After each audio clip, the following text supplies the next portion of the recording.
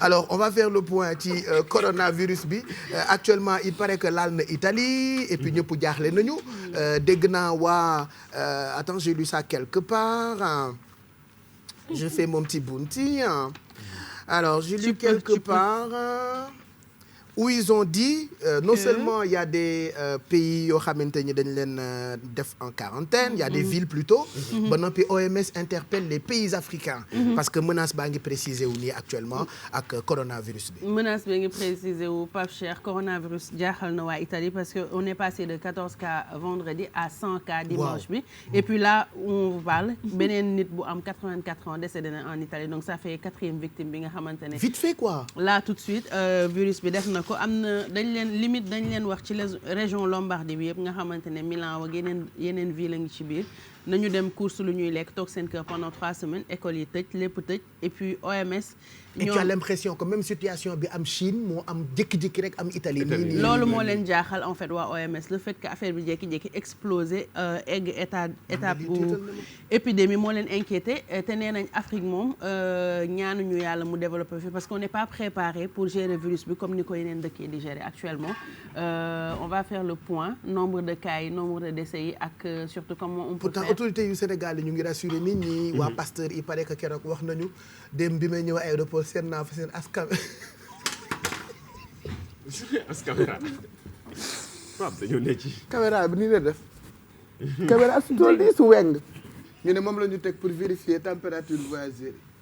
man léegi seen caméra bi daa coronavirus. ki ma àndal ne ma noppil. mais c'est grave ni mu duggee jékki-jékki rek. duggee nii Italie. non c'est grave parce que ay cas yu bëri. en fait le problème mooy ki ko njëkk a am ñibbi si jugee Chine ñëw waxoo dara virus bi yaa ngi dox ci biir dëkk bi di ko wàll nit yi. c'est pour ça que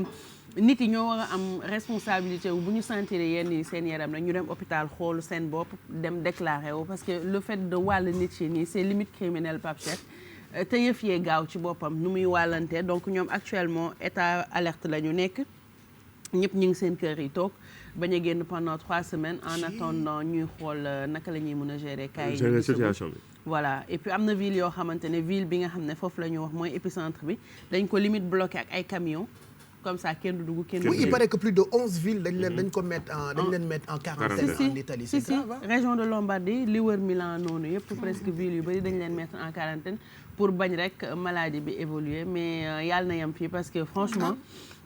ñun bëgguñu cas yi egsi fii et puis.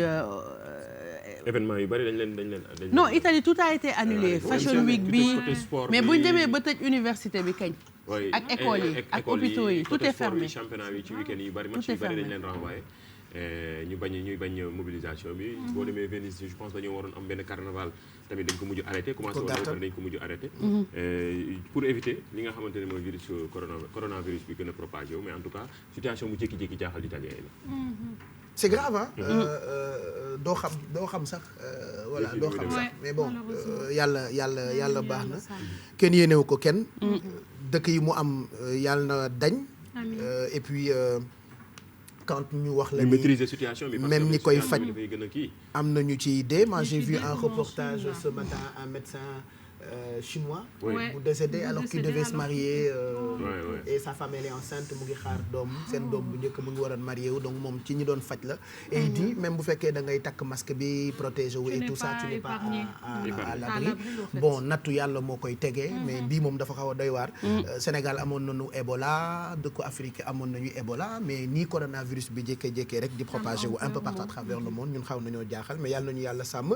donc OMS ñu ngi ñuy xamal ni actuellement mu ngi prévenir dëkku Afrique yi et que Italie actuellement dëkk yu bëri dañoo nekk en quarantaine parce que cas yi dafa jékki-jékki rek yokku xat 11 villes Lombardie lu jaaxal ñëpp parce que gaaw bi mu gaaw moo leen jaaxal Italie yi loolu leen tiital ndaxte boo toogee ñu ne la vendredi 14 cas moo fi am wax ville bi ñu am ba ñu ne ville boobu mettre nañ ko limite en quarantaine bu kenn dugg foofu bu kenn génn dimanche ñu ne la 100 cas am na et puis 3 décès 4e bi tey bi ñuy wax ni le décédé da ngay jaaxle nit yi fa nekk ñoom ñëpp actuellement dañu demoon ci biir week-end bi li ñu leen conseillé mooy nañ jënd ay ravitaillement lekk yoo xamante ne mun nañ ko lekk pendant 3 semaines su ko defee ñu toog seen kër yi bañ a jël benn risque bañ a dem ci lieu public yi bañ a dem ay rencontre moo tax ñoom boo dee xool li ñu jéem a def rek mooy annuler lépp li fa naroon a xew lépp annulé nañ ko tëj nañ université am na ay hôpitaux yoo xamante ne sax tëj nañ ko foofu parce que dafa am comme par exemple biir Monza benn koo xamante ne dafa ñëw ci biir hôpital bi àndaale coronavirus te prévenir leen de ce fait hôpital bi ci boppam dañ ko tëj actuellement donc presque tout est au ralenti ñëpp dañ leen conseillé nañ toog seen kër même soo jëlee train bëgg a génn Italie sax yeneen dëkk yi duñ nangu train bi dugg si par exemple bu dee France wala dëkk yi leen wër yëpp duñ nangu train bi dugg si parce que ñoom tamit dañuy bañ a jël risque ndax ñoom nee nañ actuellement Italie mooy foyer principal bu coronavirus bi fële ca Europe bugguñu vite fait en l'espace de quelque temps te comme li ma ko wax rek ñi demoon en Chine même bu fekkente ne yow sentiroo ko yaa ngi feebar nga teel a wax ni man demoon naa ñu xool la balaa yi fi di ëpp loxo ndaxte feebar bu gaaw a wàllaate la comme soj ni muy wàllaatee noonu lay wàllaatee donc il faudrait que nit ñi tout le temps ñuy nettoyer seen loxo yi seen bakkan ak seen gémmiñ mun na leen aider ñu mën ci mucc et puis Afrique comme OMS li muy wax Pape Cheikh ne que nous on n'est pas préparé pour combattre épidémie bu mel nii bugguñu mu dugg si fi moo tax ñoom li ñu mën a wax rek mooy ci aéroport yi ñu jéem a gën a contrôler nit yi nga xamante ne ñoom ñoo fi dugg comme ñun bu yëf yi duggee du mel ni yenn dëkk yi nga xamante ne dinañ mun a gérer ba nga xamante ne feebar bi du leen sonnal comme ni muy sonnalee ñenn ñi. yenn pays développés yi merci beaucoup ñi nga xamante ne dal na leen ay Chine bi mu jógee donte dañoo développé malgré seen développement. gis nga situation yi def ay yegg nañ ay 1000 morts yoo xamante ni 800 ba dugg ci yegg ci ay 1000 yi donc ñun Afrique yenn dëkk yu bari. mën nañu jàpp ne Afrique bi yëpp sax préparé wuñu duñu bëgg situation yu ni mel ndaxte bu ci duggee ñaanuñu ko yàlla sax mais situation yi nag nekk na actuellement yu inquiétant parce que bu ñuy wax ay Italie ku ne xam ne relation yi nga xam ne Sénégal ak Italie yaa je pense nombre bi 23 000 Sénégalais yu nga xamante ne ñi ngi dund Italie man de biig rek sama benn xarit ñibbi na Italie démb te ma ngay dem kat di xas fi naa ma dama fee feebare moo tax fajar laa ko ne ko yegg nga 52 000 personnes fa feebar fekk baax nga wàcc actuellement Pape Cheikh 52 000 personnes ñoo nekk en isolement ci seen ay biir commune 52 000 personnes ci commune Lombardie bi yëpp maanaam Milan ak li ko wër yëpp il y a 52 000 personnes sénégalais parce que sénégalais xam dafa bëgg capital donc ñu ci bëri foofu lañ dëkkee baal ma ñu ngi ñaan président Macky Sall quand même mu rapatrier ñu Exidex waaw parce que vraiment man dinaa def vidéo live Facebook comme dafa xew ak YouTube ma wax li ma war a wax ñu ngi ñaan président Macky Sall yi mu tabax yëpp baax na mais nañu rapatrier Exidex bu ñëwee te damay ñaan nañu ko testé fii en direct ñu woowaa Pasteur crise de sang bi na amee fii piqûre yi na amee fii nuñ ko tëral ci table ji dañu laal lépp ñun ñu sol suñu yooyu noonu affaire yi nu mu tudd yooyu ñooñu takk ko wala ñu diagnostiqué ko fii nañu ko xoolee fii rek ex nañu ko defee yëpp fii parce que télé la on doit rien cacher aux téléspectateurs il faut qu'on leur montre tout et nous depuis que ñuy def Yeewu Leen bi on a toujours été caché avec vous donc Exidex ñu ngi ñaan président Macky Sall te bu dee mi ñuy seetaan mu woo ñu direct voilà nañu woo waaw ñu mën a xam ndax yow noo sentiree sa yaram Exidex voilà ba pare Pape Cheikh Chine bilan bi actuellement 77 000 cas confirmés 77 000 et il y a 2400 morts en Chine Iran moom 43 cas la am actuellement am na 43 cas 8 décès soo xoolee Afghanistan ak Pakistan ñoom dañoo tëj seen frontière ak Iran parce que tamit bëgguñu nit yi ñëw di dugg si Corée du Sud moom tamit am na ay cas boo génnee Chine moom 602 cas la amagum 5 décès et OMS li ko jaaxal mooy yëf yi ni mu nekkee épidémie te ñoo xamante ne peut-être demuñu woon Chine te cas bi nekk cas épidémiologique seen biir dëkk moom looloo ko jaaxal mooy feebar boo xamante ne ñëw na xamaluñ ko dara ñi ngi def recherche te mi ngi def feu et flamme ravage di jaxase àdduna bi Afrique pour l'instant Égypte lañ fi gisagum benn cas 14 février bi passé nayam foofu parce que c'était pas le coronavirus donc nañu yem ci 0 cas bi rek parce que franchement bu ñëwee peut-être matuwaay yi ci war pour ñu mun a jël yëf yi en charge te comme ni ñuy mettre yenn villes yi en quarantaine ñu respecté ko peut-être ñun duñ ko respecté yi ñoo ngi fàttaliku Ebola bi fi benn waay ñëwee ba am ko kër gi mu nekkoon ñu ne woon ñii ñoo am Ebola bi ñu leen waxee dañ leen di mettre en quarantaine dañ daan tëb mur bi di génn di dugg ci benn boutique pour jëndi pour duggaat xam nga après la waa koñ bi woote boole waa police pour ñu mun a police da daan yendu foofu di leen surveiller suba ba ngoon jot c'est-à-dire chaque fois il y avait une voiture de police pour les surveiller tu vois donc après imaginer ñun ñu ne ñu quarantaine ñi man dama yolleeku wut sama paaw xoolal lool mi ngi noonu waaw wut sama benn mi ngi noonu donc ñun damay dem Diofior arrondissement invité bi dina dee rek dégg samay càngat yu baax hôpital bi ma gis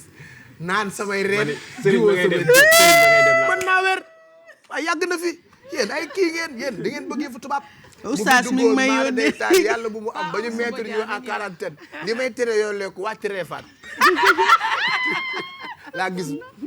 barki yonent bi oustaz nee na oustaz Assane mi ngi ñuy seetaan ñu ne message nee na léegi nii ci ñuy wax Koweït am na un cas Bahreïn su ma juumul am na un cas donc Afghanistan tamit am na virus bi et c'est confirmé donc ça fait peur en fait parce que da ngay toog ñu ne la kenn amul d'un coup ñu ne la benn am na ensuite 14 am na 100 am na c'est juste ça se propage très rapidement trop rapidement ils ont même bonjour ils ont même découvert que léegi dañu gis ay dëkk yoo xamante ne amul benn cas ñu jékki-jékki rek gis ko virus. merci te loolu moo jaaxal waa OMS en fait parce que avant dañu doon wax ku voyage jóge Chine moom moo ko mën a indi mais dëkk yi nga xamante ne dañu nekk stade d'épidémie te xamante ne kenn musul voyage kenn génnul woon kenn demul woon fenn dégg ñu la li nga takk dafa war di ci biir loxoti ko loolu moo xam nga lii mooy inconvénient naaje yeewu sa jëkkër ñëw vacances rek ngay ñëw heure yu la neex ay 10h46 ngay ñëw ak ay tu abuses quoi pour moom takk na micro ndekete amee bi suru la jët amba greffage bu tas la fi indaale boole ci pa fi lañ ko doon defaree donc on faisait un petit bilan ci coronavirus bi c'est ça et puis on pense à suñu mbokk yi sama yaay bi laay ak sama rakk ji nekk Italie maa ngi leen di xalaat bu ma leen mënoon téléporter dama leen di téléporter abi sa yërëm naa ko mais keneen ki moom yërëm mu ma ko moom moo ko excite dex franchement quoi ça peut arriver ah tu sais c'est des sensations soit da ngay bëgg nit yërëm ko wala mën nga bëgg nit sax mais tu le châties bien léegi ñu maa daal ngay voilà ñu maa joola non yàlla baax na c'est vrai que yàlla na fi yam daal et puis oustaz nee na que punition divine la toujours mooy participer ci bilan au coronavirus bi il faut des prières donc nañ julli ñaan et puis gën a ragal parce que dañ doon wax que chauve-souris moo koy joxe on a enfin ñu dem ba gis ni chauve-souris mënu ko jox directement nit ñu ne beneen animal bu tudd pangolin moo koy joxe pangolin am na quelques dëkk Afrique yoo xamante ne am na fi xanaa ñu bañ ko lekk rek comme moom mooy jox virus bi nit yi et puis gën a respecter suñu ay mesures d'hygiène et puis boole ci ay ñaan comme ni ko oustaz waxee il faut beaucoup de ñaan Italie yeneen dëkk yi kaay yi yam fii et que ñu trouver très très rapidement remède contre feebar bi nga xamante ne mi ngi def ravage quand même. Voilà, il faut beaucoup de prières et puis set di raxasu gën a voilà wàññi accolade yi nuyoo yi. surtout fii ci TFM damay ñaan. ak nit ñi voyagé woon fan yi damay ñaan mbokk jullit yi. man accolade moo ko damay ñaan mbokk jullit yi seen fóon yi ngeen di fóon nit ñi il faut ngeen arrêté ko donc lii mooy pangolin c'est ça mooy animal bi nga doon wax léegi est-ce que am na Sénégal je ne pense pas. non peut-être que am na yeneen dëkk Afrique xëy na am na kii am na Gabon. mais en tout cas fële moom bari na fa ndax dañ koy lekk. dañ koy lekk ñoom dañ koy jaay ni ci marché bi comme ginaar. dafay faj remède bi mooy. alors que fa nañuy jëlee jàngoro bi voilà fi lañ koy jëlee et puis tere woon nañ ko fa depuis le 26 janvier bi ñu comprendre que ni ci moom bi ñuy defee étude que ni affaire bi mën na ko jox virus bi mën na jaar ci moom ñëw ci nit ci lañ ko arrêté woon. te ñuy waaj a dem Chine jëndi ay cheveux comme dee la. mais ils sont fermés paraît-il. moom neen day jëndi cheveux bés boo demee dootoo ma coiffé fa laa yem ak say perruque laay bàyyi nang toogal ma ci kanam fi mu toll nii dëkk bi dafa jaxasoo. voilà pangolin tamit. donc mu ngoog. naka nit mën a lekkee léegi. moom dafa ñaaw sax. waaw dafa ñaaw. yow Sophie gis nga pangolin. moo ragalu dara. mais lii yow bu doon ñun dañuy lekk yi doo koy def danga koy rôti wala danga koy tus-tusal ak soble. en fait lekk culture la. c'est des habitudes alimentaires. Ouais, y en a qui sont choqués par exemple indiens ils sont choqués que ñuy lekk la vache nag ak bu ñuy lekk nag. c'est vrai man mos naa lekk jaan. of nee na pangolin am na su ko ñu. yàpp jaan dafa neex de. jaan bu ñu fulli rek yàpp bi noonu mu tàngee noonu. nga assaisonné ko. Pape doo nelaw. te dama koo limon keroog parce que je voyage beaucoup tu sais. ah waaw kay Pape moo tax fi mu toll nii yow est-ce que testé nañ la. man waaw. déggoo man la buñ ñu quarantaine noonu li may teree wàcc joo fi yoon wut parce que sama paa bu baax paa fay léegi mu ne Paa Faye mu defal ba juróom-ñaari butéel ma sangoo te naan. yaa ngi ree mais problème bi mooy bi lay bés bu wàccoon Afrique problème bi mooy ku nekk day uti sëriñ ne sëriñ bee la ci mën yàlla nañ ci yàlla fi gën a tas moom yàlla nañ ci yàlla ay musal ñaan rek. yàlla nañ ci yàlla musal nañ def ay ñaan yàlla musal ñu ci mais oustaz ba tey mooy wax ci rubrique bi ne ko yoonam nekku ci. nee na tey na bind la gole moom mooy pagolin bi moom jabaram jooju ay pagolin la Assane toogal ak sa jabar nga toppatoo ko man nga ñëw xëy si man je peux pas comprendre les gens comment peux-tu te réveiller tu travailles pas nga war a liggéey ci kër gi di xool ay émission jàmm waa léegi zappé leen léegi bu leen ñu xool kañ lay neex nga toog sa kër di ko seetaan. je le comprends de. yabaate waaye yow liggéeyuloo mais noppalul quoi nii la nekkee de ni ngi di jëw lu ne mu def ko am message nit ñi di tooñ quand même voilà donc pagolin il paraît que ça se mange au Gabon c'est un message qui vient de notre ami Axel Joël Ba animateur de télé styliste créateur homme de mode homme de culture Axel Joël Ba oui il dit dañu koy lekk foofu noonu au Gabon Axel c'est vrai ah yow de xam naa di nga fi gëj pagolin déjà dafa ñaaw mais Sophie ban idée nga am ci pagolin nii togg ko waaw dama koy farcir Baye Cheikh def ko au four. waay yow sama ndey c'est vrai hein pagolin te yow Sophie da ngaa doy waar ndax keroog laaj nañ la looy toog nga ne ñu pagolin la ñu defe ne da ngay caaxaan nga ni au four man dootuma lekk toggam dégg bon voilà keroog dafa ni pagolin bi moom lay togg Sophie dafa ni pagolin bi lay togg bul am xel ñaar du ma ko togg. bon de toute façon ñu ngi ñaanal waa Italie yëpp ah. Taamus li nee na dooli ñaan te bul dem ci xew mi ngay waaj a dem balaa abi di la rey. ak sénégalais yi nekk foofu noonu. bu ñu leen mettre. waddati na de. waa téye ko. je veux dire bu ñu leen mettre en quarantaine comme genre Excidex yi. bon la suñu bëggee ñëw est-ce que dañuy ñëw. est-ce qu'ils ont le droit de bouger? là je pense pas que ñu mun ñëw parce que comme on a conseillé à tout le monde de nga toog sa kër. donc je pense pas xam naa congé prolongé lay am rek mais c'est pas encore stade de quarantaine dañ nekk en confinement c'est-à-dire on conseille à tout le monde nga toog sa kër moo gën ngay génn di dem ay daje public parce que plus nit yi bëri plus risque bi ngay jël pour am feebar bi am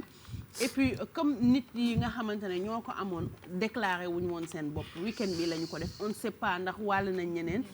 te feebar bi il paraît que ça prend 14 jours pour que virus bi def liggéeyam sa biir yaram pour nga xam ne yow mii am nga ko loolu moo tax nag ñoom ñu conseillé 3 semaines yi au moins si biir 3 semaines yi dinañ mën a xool détecter ñan ñoo ko am ñu jéem leen jël pour xool nuñ leen di traité balaa nit yi di génnaat di dellu seen activité moo waral ñu tëj école yeeg université yeeg hôpitaux yi annulé fashion week nga xamante ne commencé grand millions yi ñu siy dépensé événement yu rëy yi ñu doon organisé ba ci carnavalu Venise bi sax dañ ko dagg pour bañ a rek courir loo nit yi ay risques yoo xamante ne jaru ko et puis comme xamoo loo xamul moom c'est préférable nga toog sa kër soo gisee loo xamul nga soog a dem à l'hôpital. Voilà donc mu nga coronavirus actuellement laal na Italie il paraît que 23 000 Sénégalais sont mis en quarantaine. L'Observateur moo ko bind tey il y a même un Sénégalais qui dit dans le journal nous sommes dans une situation de panique générale une réunion de comité de crise est prévue aujourd'hui à Dakar loolu mu ngi jëm ci épidémie bi la nga xamante ni moo di coronavirus foofee ca Italie yàlla na suñu borom sàmm sénégalais ya fa ne sàmm itam italien yi nga xamante ni ñoom ñoo nekk foofu noonu ci loolee nga xamante ni moo di virus bi la ñu tuddee coronavirus. Merci Bijou pour ces détails dinañu ñëwaat ak yow sur ce qui s'est passé hier puisque ñun moom ñoo gën a garaaw journalistes yi c'est-à-dire boo seetaanee yeewu leen ba pare c'est même pas la peine que tu regardes le journal hein, parce que non seulement tu rigoles mais après tu es bien informé voilà. waaw bul waxati ñaw ñaf laa bëgg di dégg waxaat ko waaw kay. très bien ça. déedéet man ay ñaf laa bëgg di dégg xaaral ma reprendre li ma wax ah. alors bu ngeen seetaanee yeewu leen bi c'est même pas la peine ngeen di seetaan journal télévisé puisque nous on vous informe et puis dañ leen di permettre ngeen reetaan ba seen xol yi sedd. ñaf. très bien ça. may naa leen 2 semaines. ci li ñuy wax. yeewu leen bi bu ngeen ko seetaanee c'est même pas la peine ngeen di seetaan journal télévisé parce que non seulement di ngeen reetaan mais vous êtes informé et puis da ngeen di xam li xew ci àdduna bi en temps réel. ñaar non nañ ko bind. yow boo xasee rek ñu tegal ko voilà donc dinañ ñëwaat ci li xew démb Kémi Séba qui a été bloqué à l'aéroport de Dakar. Kémi Séba activiste. On parle souvent de lui. Man j'ai l'impression que ñun ci yeewu leen bi dañoo fan Kémi Séba. On va parler de lui lan la doon def ci Sénégal ak tere woon nañ ko fi pourquoi mu jékki-jékki bëgg a dellu si waat démb qu'est-ce qui s'est passé est-ce que amoon na avion bu ko dellu est-ce que delloo na est-ce que ñaa est-ce qu'il a pu voir son avocat procès bi ñaa donc Bijou nous explique tout ça bu ca kanamee et puis dégg naa Togo dañ doon def élection présidentielle Lomé jabaru koko dire c'est une Togolaise. ah ouais Sarah. xam ngeen lii je te jure hein. Elle vient de Lomé. xam nga Lomé ak Cotonou c'est comme Dakar ak Thiès hein. Ah oui hein. Ah ben moi j'ai été là-bas. J'ai fait avant de faire